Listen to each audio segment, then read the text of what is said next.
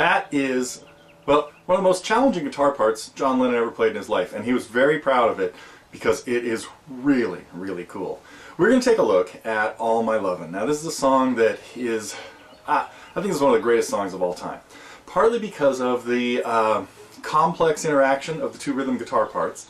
Also though, the vocals, Paul's vocals are just killer in this. Now this is a song that first came out, well, was first heard in the United States. We really first heard it as the opening song of the Ed Sullivan Show, February 9th, 1964. Why did I even have to think about that? But then it showed up on their album that had come out just a little bit before that, the American album, Meet the Beatles. It was, of course, from their second album in the UK with the Beatles, same cover, the half-silhouetted faces. And John's part is really fat. Well, let me talk about Paul a little bit first, because this was really Paul's song. And it's one of the first times he ever wrote a song and he had the lyrics in mind, and then he had to come up with a chord progression for him. He came up with a killer chord progression, a walking bass part, and great melody. All kinds of things. Any one of those things can make a song great. And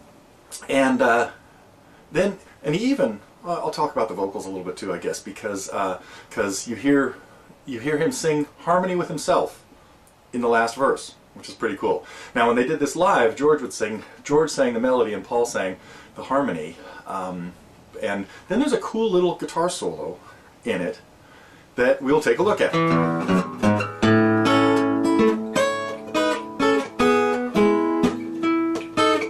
Anyway, we'll tackle that probably, well, coming up in a few segments.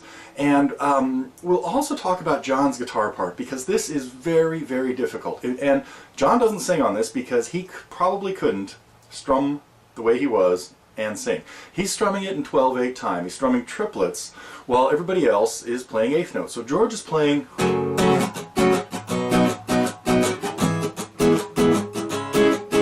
a lot of accents on the ups. And then John is strumming 3 strokes per beat, where the first set of 3 is down, up, down, and on the next beat he starts with an up.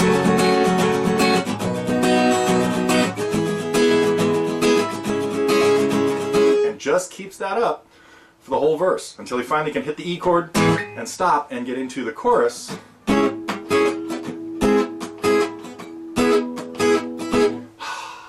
With a little break, because that is tiring. Now he kind of got the idea for this. I have a feeling this was his idea, but he and Paul may have come up with it together, because this type of triplet feel behind something that is in standard 4/4 sometimes gives a swing feel. But if you constantly hit all the triplets, you get a different effect than just the swing feel of.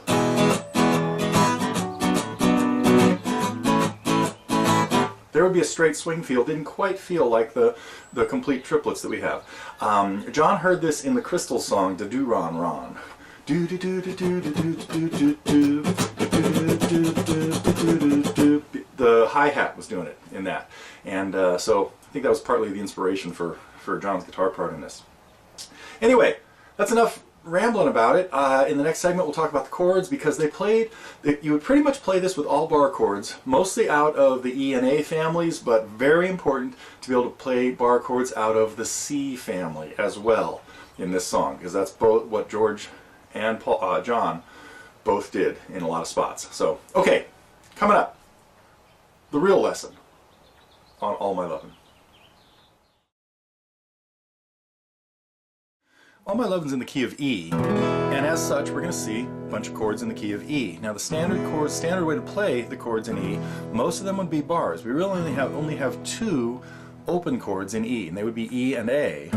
But most of the A's we're going to play as bars as well.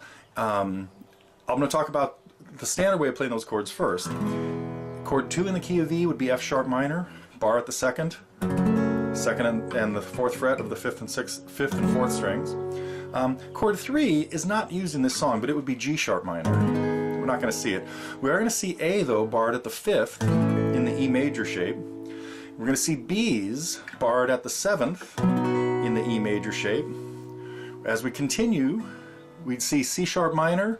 We're also going to play B's at the 2nd out of the A shape, and it's pretty important to get this chord fairly clean. If you have to play it with 3 fingers, that would be okay, but you could really play all of the B's at the 7th fret.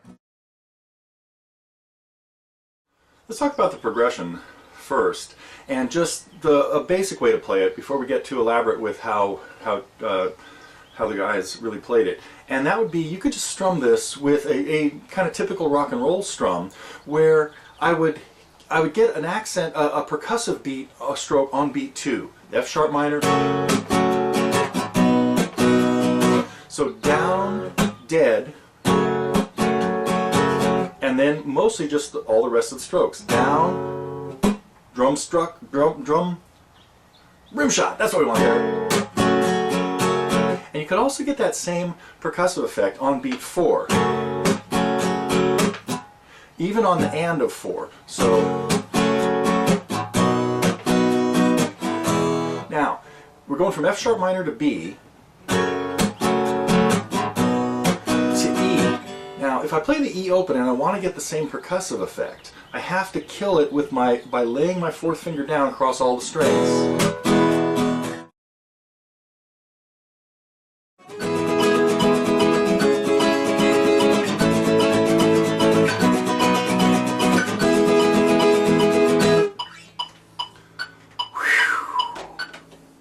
That, folks, is John's part in this song. Now, this is really challenging, and I gotta hand it to John for this is probably some of the most difficult guitar playing I've ever heard out of him. And because just keeping that going, I'm out of breath just playing that. I gotta get in better strumming shape. Anyway, what's going on with this is he's keeping a constant flow of triplets. So he's really thinking in 12/8 time at breakneck speed. Now I did that with the metronome just so you could hear. That was close to the real speed. It's around 150 beats a minute. And then we're splitting each beat, 1, 2, 3, 4. Each beat into 3 strokes. So I'm going to break down really how to do that, or some tips on making that happen in this segment. George's part is typical with a lot of Beatles tunes. He's not adding in a lot of stuff during the rhythm. Sometimes he's just kind of sitting there quietly, not playing much, or playing so softly that you barely hear him. And that's what happens here when he's playing the rhythm guitar part along with John. He will just strum through the chords.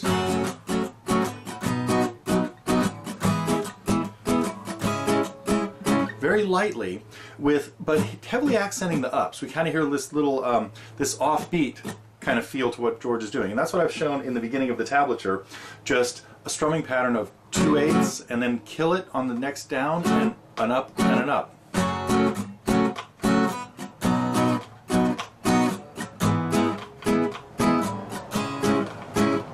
So that would be how you'd strum the rhythm part of George's, and when he gets into the chorus, the two of them play the same thing, the mini C sharp minor.